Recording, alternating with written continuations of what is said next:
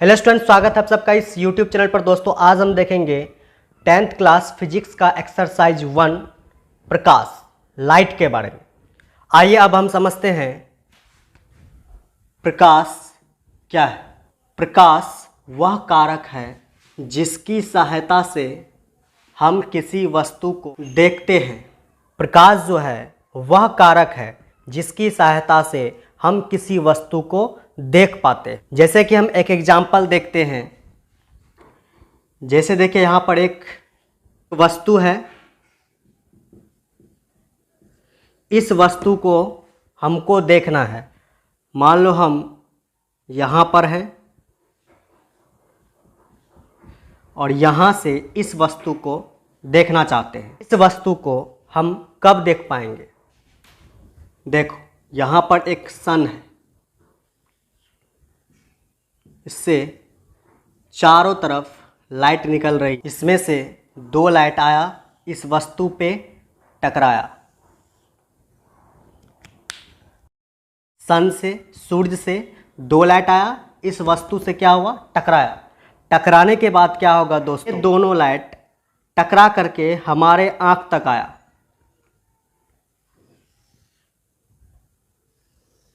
देखो ये सन था, ये वस्तु है। यहाँ से हम इस वस्तु को देखना चाहते हैं। ये हमारा आँख है, ठीक है। तो इस वस्तु को हम कैसे देख पाएंगे? ये सन से कुछ लाइट आगे बढ़ेगा। आगे बढ़ने के बाद ये वस्तु से टकराया। टकराने के बाद क्या होगा? ये जो लाइट जा कर के टकराया, यहाँ पर टकरा करके हमारे आँख पर आके गिरता है, हमारे आँख तक आता है और तब जाके हम इस वस्तु को देख पाते हैं। तो इस वस्तु को हम प्रकाश की, देखो ध्यान से, प्रकाश गया वस्तु से टकरा करके वापस आया हमारे आंख तक। तो हम इस वस्तु को कैसे देख पाए? प्रकाश की सहायता से। प्रकाश आकर के वस्तु से टकराया और वो प्रकाश हमारे आंख तक गया, तब जाके हम इस वस्तु को देख पाए। तो यहाँ पर जो हम इस वस्तु को देख पा रहे हैं वो हम प्रकाश की सहायता से देख पा रहे हैं। तो इसका डेफिनेशन जो है, प्रकाश, लाइट का डेफिनेशन आ गया है। प्रकाश वह कारक है, ये जो प्रकाश है वह कारक है जिसकी सहायता से हम किसी वस्तु को देखते हैं या देख पाते हैं, ठीक है। किसी वस्तु को देखने के लिए 2 चीज़ों की आवश्यकता पड़ती है। एक है प्रकाश, दूसरा है हमारा आँख। किसी वस्तु को हम कैसे देख पाते हैं? जिस प्रकार से ये प्रकाश जो है, ये प्रकाश किसी वस्तु को देखने में सहायता कर रहा है, उसी प्रकार ये जो हमारा आँख है, आँख भी किसी वस्तु को देखने में सहायता करता है, देखता है हमारा मस्तिष्क। अब हम प्रकाश का दूसरा डेफिनेशन को देखते हैं। देखिए, या दूसरा परिभाषा, प्रकाश एक प्रकार की ऊर्जा है। जो प्रकाश है, लाइट है, एक प्रकार का क्या है? ऊर्जा है, एनर्जी है। ऊर्जा के बहुत सारे प्रकार होते हैं। स्थितिज ऊर्जा, गतिज ऊर्जा, आने वाले चैप्टर्स में हम लोग पढ़ेंगे। रासायनिक ऊर्जा, विद्युत ऊर्जा, ऊष्मीय ऊर्जा, तो ये सभी ऊर्जा के प्रकार होते हैं। वैसे ही दोस्तों ये जो प्रकाश है, लाइट है, ये भी एक प्रकार का ऊर्जा होता है, एनर्जी होता है, जो हमें किसी वस्तु को देखने में हमारे आँख को सहायता करता है। आइए अब हम प्रकाश, लाइट से संबंधित कुछ पॉइंट्स को समझते हैं। यहाँ पर देखो, पहला पॉइंट में बोला है प्रकाश एक विद्युत चुंबकीय तरंग है। ये जो बात लिखा है ये बहुत इंपॉर्टेंट बात है। ये जो प्रकाश है, लाइट, वो एक प्रकार का तरंग है। तरंग भी कौन सा है? विद्युत चुंबकीय तरंग।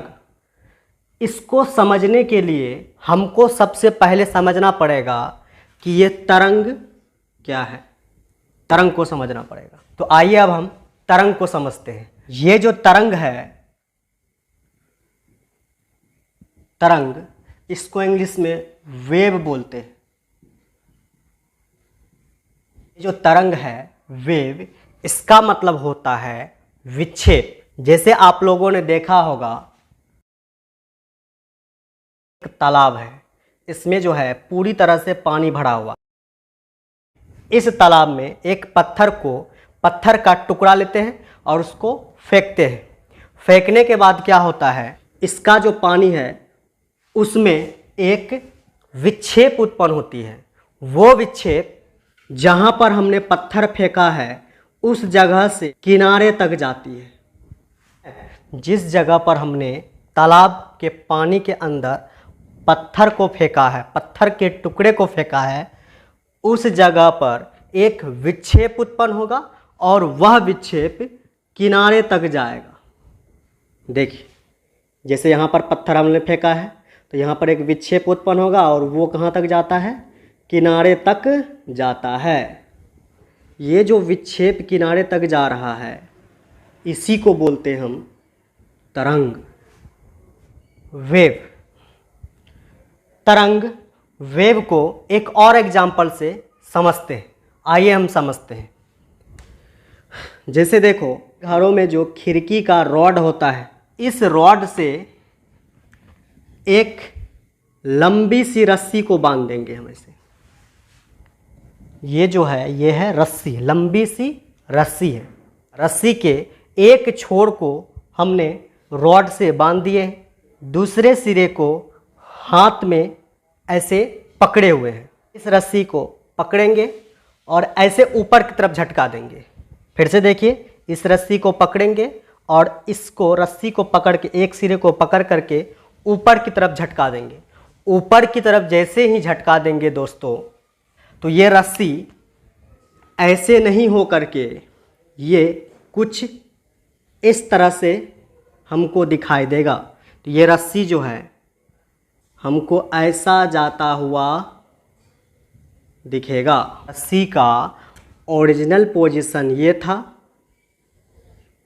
रस्सी का ओरिजिनल पोजीशन। हमने क्या किया, रस्सी को ऐसे ऊपर की तरफ झटका दिया। झटका देने के बाद वो रस्सी कुछ इस तरह से आगे की तरफ जाएगा। ये रस्सी ओरिजिनल पोजीशन से देखो यहाँ तक आ गया और फिर से ओरिजिनल पोजीशन से देखो नीचे चले गया। इसका मतलब ये जो रस्सी था, रस्सी में विक्षेप उत्पन्न हो गया। उस विक्षेप को बोलेंगे दोस्तों तरंग, वेव। ठीक है, और देखना तुम इस बात को, ये विक्षेप आगे की तरफ बढ़ेगा और कुछ समय के बाद ये विक्षेप खत्म हो जाएगा। तो इसे ही दोस्तों हम तरंग कहते हैं, वेव। हमने आपको दो एग्जाम्पल से समझाया है। अब हम लोग समझेंगे ये विद्युत चुंबकीय तरंग क्या होता है। तो ये जो तरंग होते हैं, तरंग दो प्रकार के होते हैं। इसमें से पहला प्रकार है यांत्रिक तरंग। इस तरंग वेव को 9th क्लास में डिटेल में दिया गया है कि तरंग क्या होता है, तरंग का परिभाषा क्या होता है, इसका ग्राफ किस तरह से बनता है, सब कुछ वहाँ पर दिया गया है।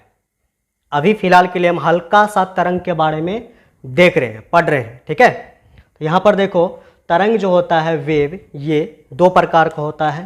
पहला प्रकार हमने बताया यांत्रिक तरंग, इसको इंग्लिश में दोस्तों मैकेनिकल वेव बोलते हैं।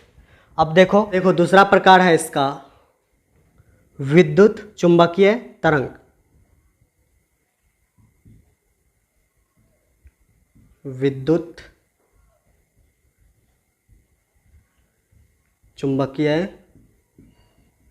तरंग, इसको इंग्लिश में बोलते हैं दोस्तों इलेक्ट्रोमैग्नेटिक वेव। तरंग दो प्रकार का होता है, यांत्रिक तरंग और विद्युत चुंबकीय तरंग। अब हम लोग समझेंगे दोस्तों यांत्रिक तरंग क्या है और विद्युत चुंबकीय तरंग क्या है। ये जो यांत्रिक तरंग है, यांत्रिक तरंग हम उसे बोलेंगे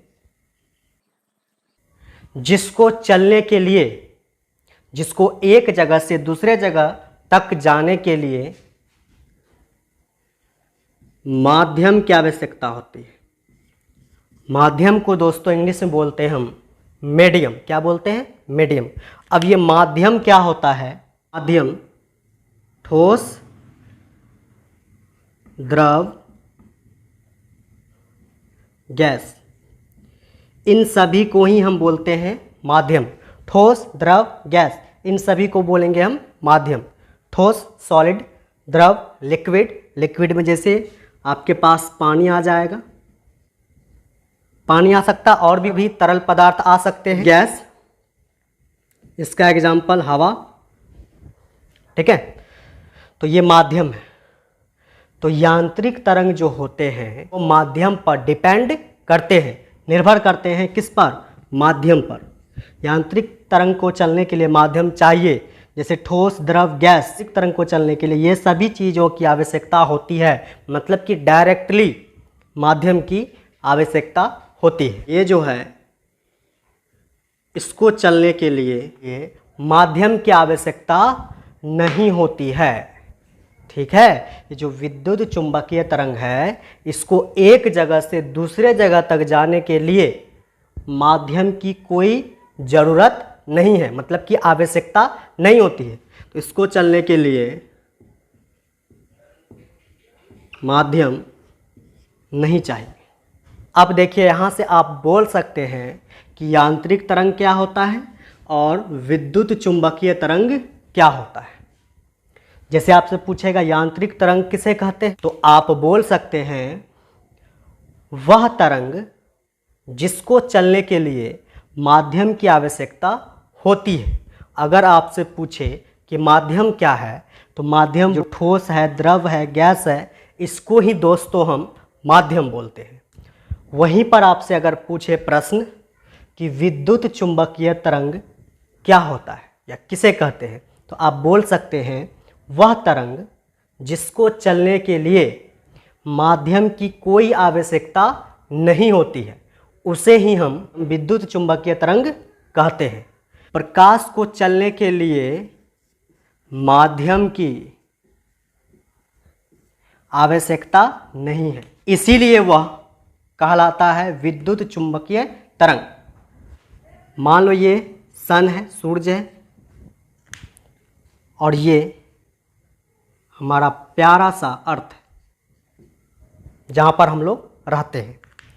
अब देखो होता है क्या, सन से प्रकाश निकलती है और अर्थ तक जाती है। जब सन से प्रकाश निकलती है तो कुछ दूर तक सन और पृथ्वी के बीच कोई भी माध्यम नहीं होती है। सूरज और पृथ्वी के बीच कुछ दूर तक, उसको हम बोलते हैं निर्वात, ठीक है। फिर भी दोस्तों देखो, सूरज और पृथ्वी के बीच कुछ दूरी तक कुछ भी नहीं है, फिर भी ये प्रकाश जो है चल करके हमारे पृथ्वी तक आती है। फिर से समझते हैं, ये सन है और ये अर्थ। तो सन और अर्थ के बीच में जब सन से प्रकाश निकलती है, कुछ दूरी तक सन और अर्थ, इसके बीच कुछ नहीं है, कोई भी माध्यम। कुछ नहीं का मतलब कोई भी माध्यम नहीं है। कोई भी माध्यम जहाँ पे नहीं होता है उसको हम दोस्तों बोलते हैं निर्वात। तो कुछ दूरी तक निर्वात है, फिर भी कुछ नहीं होने के बावजूद भी सन और अर्थ के बीच कुछ दूरी तक, कुछ भी नहीं होने के बाद भी, निर्वात होने के बाद भी ये जो प्रकाश है वो चल के हमारे पृथ्वी तक आती है। तो इसका मतलब ये हुआ कि ये जो प्रकाश है वो निर्वात में भी चल लेता है। मतलब कि माध्यम जहाँ पे नहीं रहता है वहाँ भी प्रकाश चल सकता है। प्रकाश जो है, प्रकाश को चलने के लिए माध्यम की आवश्यकता नहीं है। ये जहाँ पर कुछ नहीं है वहाँ पर भी चल लेता है, और जहाँ पर माध्यम है, ठोस, द्रव, गैस, यहाँ पर भी प्रकाश चल लेता है। बोल सकते हैं कि प्रकाश जो है एक विद्युत चुंबकीय तरंग है। क्यों? काहे कि प्रकाश को चलने के लिए माध्यम की आवश्यकता नहीं है।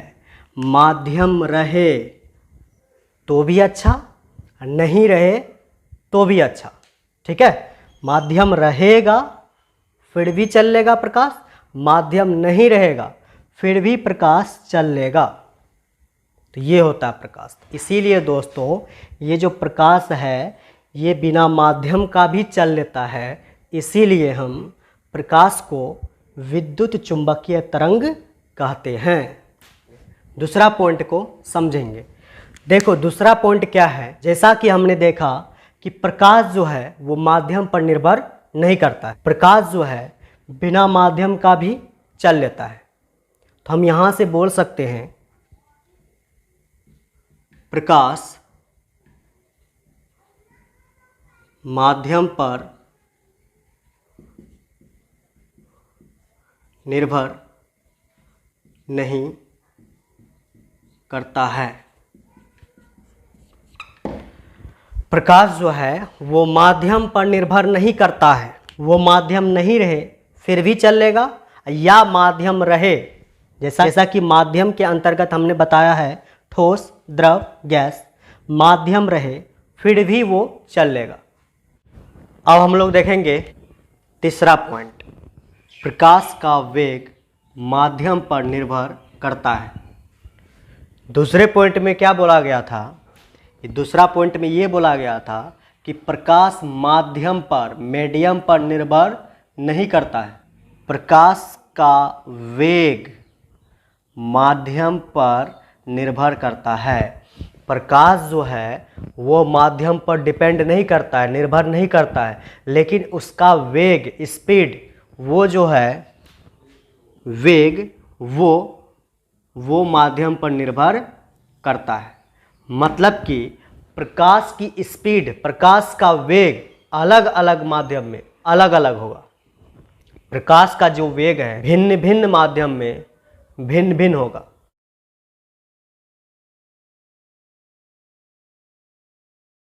यहाँ पर हमने अलग अलग तरह का माध्यम लिया है, इन सभी माध्यम से प्रकाश को भेजेंगे। तो आइए हम भेजते हैं। निर्वात में कुछ और स्पीड से चलेगा। जैसे ही प्रकाश गैस में जाएगी तो इसका स्पीड जो है, जो निर्वात में पहले थी उसका स्पीड बदल जाएगा गैस में। वैसे ही दोस्तों अगर ये प्रकाश गैस से निकल करके द्रव में जाएगी, ये प्रकाश गैस से निकल करके द्रव में जाएगी, स्पीड फिर से बदल जाएगी। इसका स्पीड देखो फिर से चेंज हो जाएगा। फिर यही प्रकाश अगर द्रव से निकल करके ठोस वाले माध्यम में जाएगी तो उसका स्पीड, वेग वो बदल जाएगी।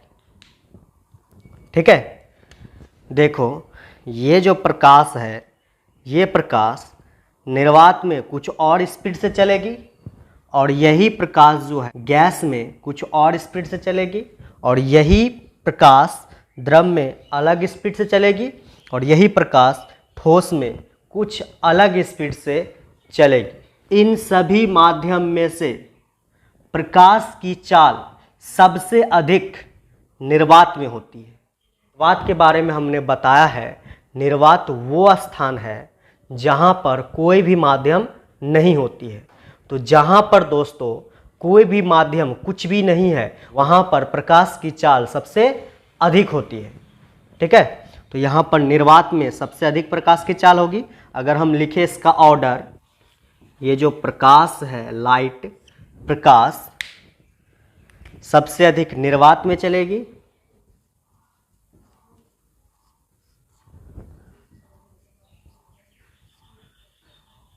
उसके बाद द्रव में, उसके बाद सबसे कम स्पीड किस में होगा, ठोस में। प्रकाश की स्पीड सबसे अधिक निर्वात में होगी, और उसके बाद गैस में, और उसके बाद द्रव में, और प्रकाश का सबसे कम स्पीड ठोस में हो।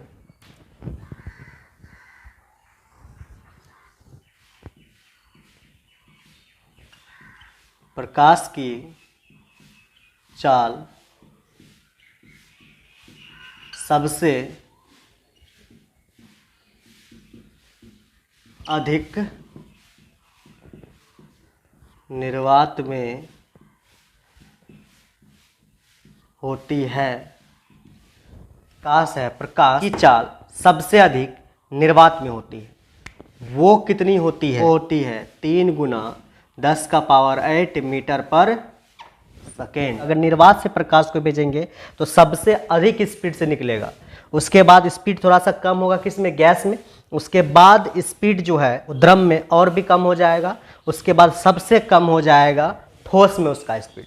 ठीक है, तो हम क्या बोल सकते हैं? प्रकाश की चाल सबसे अधिक निर्वात में होती है, इसलिए हम इस पॉइंट को लिखे हैं।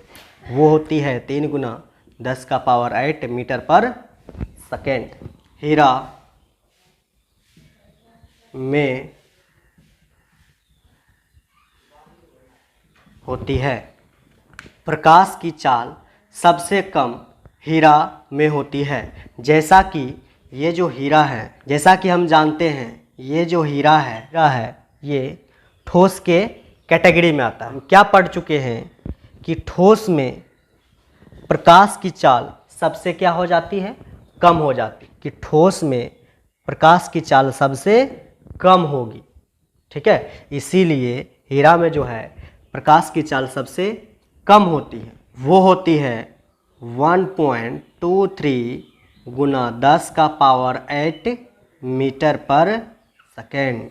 चौथा पॉइंट है, इसमें लिखा गया है प्रकाश एक अनुप्रस्थ तरंग है। ये अनुप्रस्थ तरंग क्या होता है, इसको समझने के लिए हमको तरंग वेव को 2 पार्ट में डिवाइड किया था। पहला था यांत्रिक तरंग, दूसरा था विद्युत चुंबकीय तरंग। अब ये जो यांत्रिक तरंग होते हैं, जिसको चलने के लिए माध्यम की आवश्यकता होती है, ये 2 प्रकार के होते हैं। ये जो होते हैं ये 2 प्रकार के होते हैं।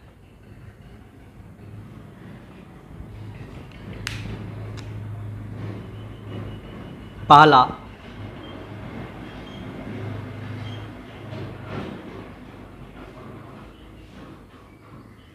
अनुदैर्ध्य तरंग, दूसरा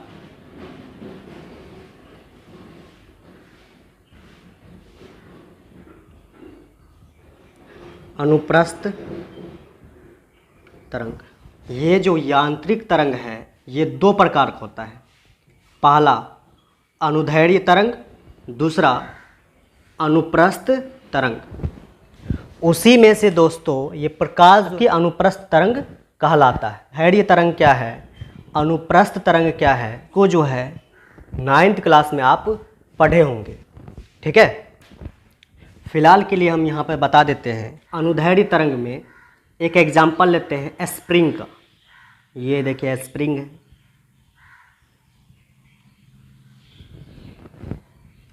और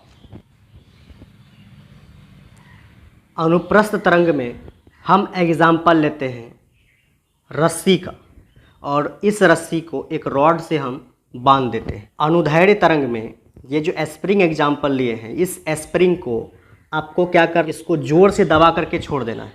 ऐसे ज़ोर से दबा करके छोड़ोगे, वैसे ही स्प्रिंग जो है वो आगे पीछे गति करने लगेगा।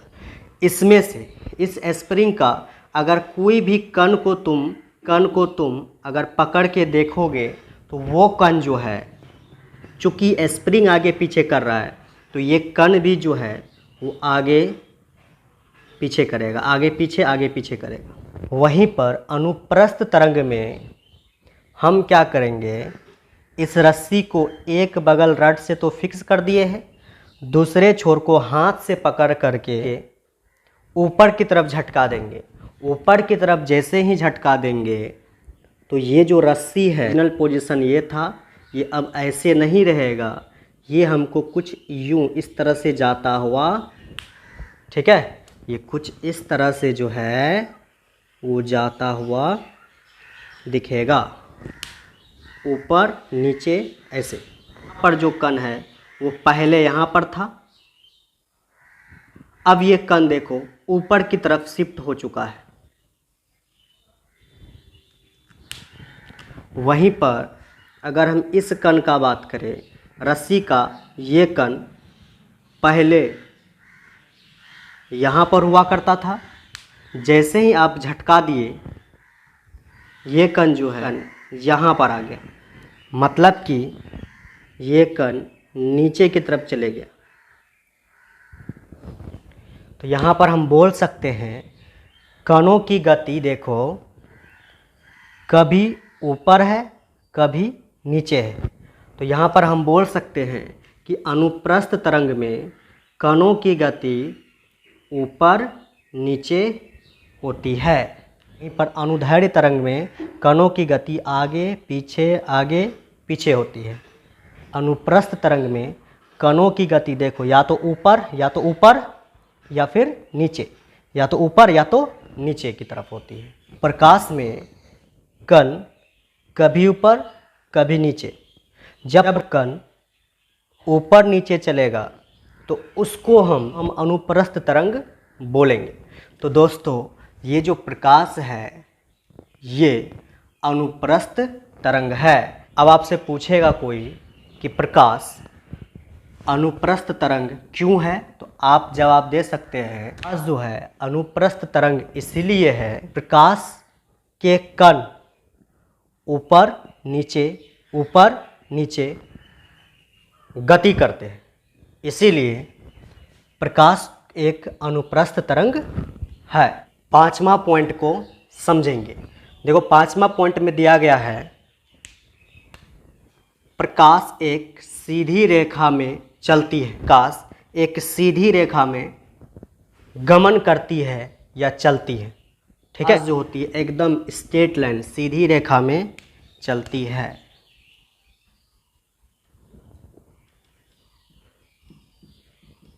प्रकाश सीधी रेखा में चलती है। दोस्तों अगर आपको ये वीडियो पसंद आया हो तो आप वीडियो को लाइक करें, चैनल को सब्सक्राइब करें एवं और दोस्तों में वीडियो को शेयर करें ताकि उसको भी प्रकाश लाइट संबंधित ये सभी चीज़ों के बारे में पता चले। ठीक है, धन्यवाद।